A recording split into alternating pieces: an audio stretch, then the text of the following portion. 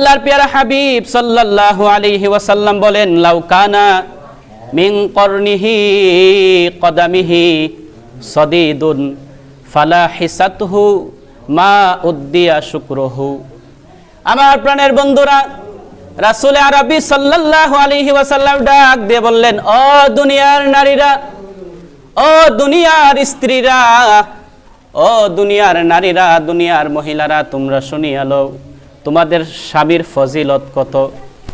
স্বামীর ফজিলত হচ্ছে যদি কোনো স্বামীর মাথা থেকে পা পর্যন্ত সমস্ত শরীরের মধ্যে গা হয়ে যায়, মাথা থেকে পা পর্যন্ত সমস্ত শরীর যদি পচে যায়, পুষ পড়ে যায়, আর ওই ব্যক্তির স্ত্রী যদি তার জিহ্বা দিয়ে চেটে চেটে সমস্ত শরীর মাথা থেকে পা পর্যন্ত সমস্ত শরীরের পুষগুলো জিহ্বা দিয়ে চেটে চেটে পরিষ্কার করে, ও দুনিয়ার স্ত্রীরা, ও দুনিয়ার নারীরা শুনে নাও, তারপরেও স্বামীদের হক তোমাদের আদায় হবে না।